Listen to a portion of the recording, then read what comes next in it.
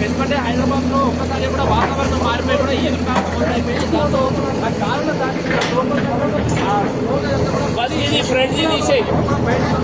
situation అయితే కనిపిస్తుంది మనం చూస్తున్నాం కదా కొత్తగా క్లియర్ అయిపోయింది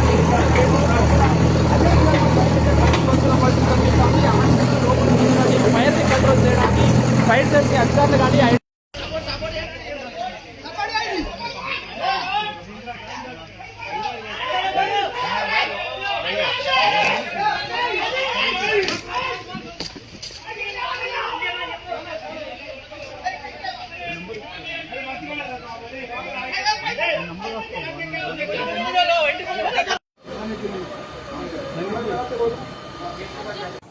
పైన